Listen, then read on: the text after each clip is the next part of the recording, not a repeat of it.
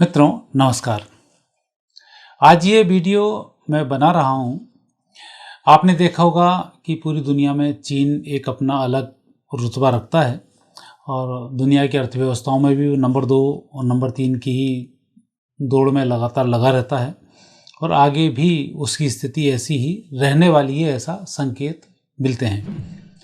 और साथ ही पूरी दुनिया में यदि कोई किसी भी व्यक्ति को परेशान करने वाला, किसी भी देश को परेशान करने वाला कोई देश है तो वो चीन है। चीन ना अपने पड़ोसियों को सुख से रहने देता, ना अन्य देश को भी ये सुख से नहीं रहने देता। अब ऐसी अघोषित दादागिरी करने वाले चीन का 2025 में क्या होगा, इसके ऊपर मैं कुछ रीडिंग करके लाया हूँ और संकेत इस रीडिंग में ये मिल रहे हैं कि अप्रैल 2025 से चीन की उल्टी गिनती अब शुरू हो रही है। अभी तक तो सारी इसकी अर्थव्यवस्थाएं ढकी थीं, अंदर क्या क्या होता है सब ढका था और बाहर यहाँ की खबरें आ नहीं पाती हैं। और साथ ही ये नई नई प्लानिंगें करता रहता है, चाहे भारत से भिड़ना हो या जहाँ जहाँ इसकी सीमाएं मिलती हों, उन सब देशों को इसने परेशान किया हुआ है। आगे क्या होगा ये इस वीडियो में आपसे चर्चा करूँगा और उससे पहले मैं आपको एक चीन की कुंडली बताऊंगा, फिर चीन की वर्ष कुंडली बताऊंगा और उसके बाद मैं अपनी बात आपके सामने रखूंगा। तो सबसे पहले देखते हैं चीन की कुंडली। चीन का मकर लग्न है, लग्न में चंद्रमा विराजमान है, राहु तीसरे स्थान पर, मंगल सप्तम भाव में है, शनि अष्टम भाव में, सूर्य केतु बुध भाग्य स्थान पर, शुक्र हैं दसम भाव में, गुरु हैं द्वादश भाव में। और अभी इसको 2019 से बुध की महादशा चल रही है। यह महादशा 2036 तक रहेगी। फरवरी 23 से दिसंबर 25 तक बुध की महादशा में शुक्र की अंतर्दशा चल रही है और 25 से 26 तक सूर्य की अंतर्दशा होगी। अब दूसरी कुंडली बताता हूँ, इस वर्ष की कुंडली जो चीन का वर्ष है ये कैसा जाएगा। उसमें मकर लग्न है, दूसरे स्थान पर राहु हैं, तीसरे स्थान पर शनि हैं, छठे स्थान पर गुरु हैं, अष्टम भाव में शुक्र केतु हैं, भाग्य स्थान पर सूर्य बुध हैं, मंगल दसम भाव में है, चंद्रमा द्वादश भाव में है, सूर्य की महादशा है। सूर्य में मंगल हैं अक्टूबर 2025 तक और अक्टूबर 25 के बाद राहु आएंगे सितंबर 26 तक और सितंबर 26 के बाद सूर्य में गुरु आएंगे 2027 तक। तो ये दो कुंडलियाँ चीन की यहाँ पर विशेष रूप से हैं। जो वर्ष कुंडली निकालते हैं वर्ष आपका कैसा रहेगा उस कुंडली की हम बात कर रहे हैं, चीन की बात कर रहे हैं। तो चीन की जो कुंडली है, चीन के जो ग्रह योग हैं, यह एक विध्वंसात्मक ग्रह योग हैं और अब संकेत दे रहे हैं कि अब चीन खुद विध्वंस की भेंट चढ़ने वाला है। उसका कारण है बुध की महादशा है। अब बुध की महादशा में भी शुक्र की अंतर्दशा है। शुक्र की अंतर्दशा दिसंबर 2025 तक रहेगी। तो इसमें स्थिति ये बनती है कि शुक्र पंचम भाव और दसम भाव के स्वामी हैं। तो सबसे पहले तो ये आर्थिक रूप से और टूटेगा। 2023 से तो ये आर्थिक रूप से लगातार टूटता चला जा रहा है और ये आर्थिक रूप से इसका टूटना बंद नहीं होगा दिसंबर 2025 तक।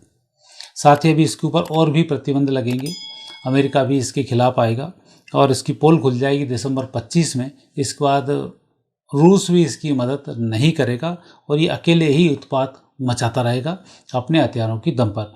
हालांकि इनके हथियारों में कितनी दम है ये तो अभी के छोटे छोटे युद्धों में ही पता पड़ चुका कि जहाँ जहाँ इनने हथियार भेजे हैं इनके फुस निकले हुए हैं।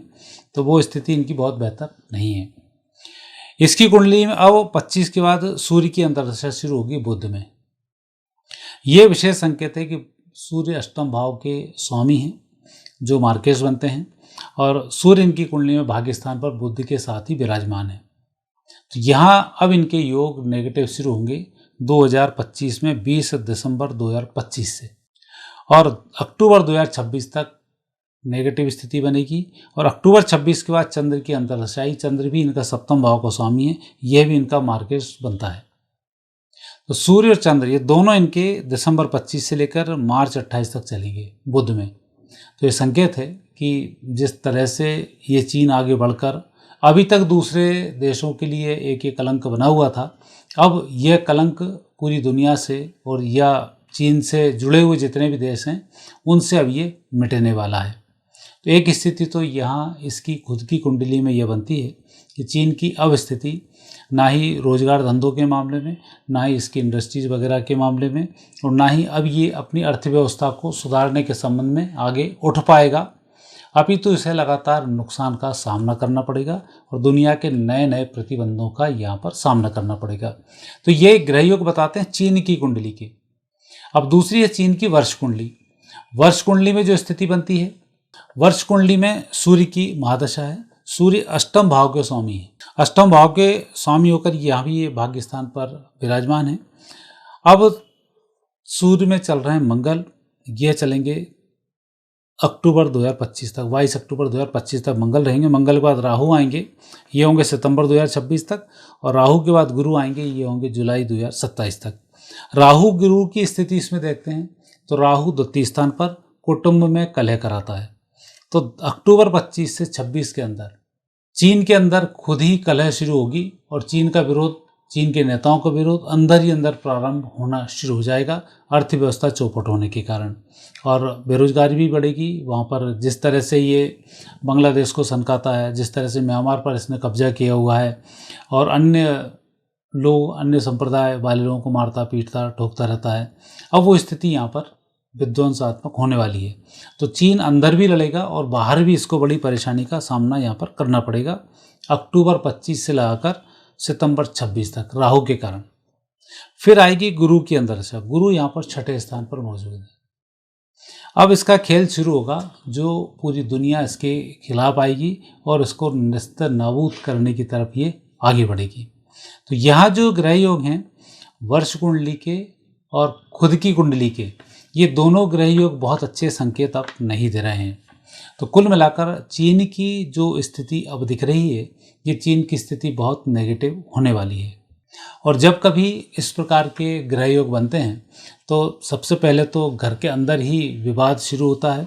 वो घर के अंदर का विवाद थमता नहीं है, और जब ऐसी स्थिति नेगेटिव बनती है तो बाहर के लोग इसका फ़ायदा उठाते हैं।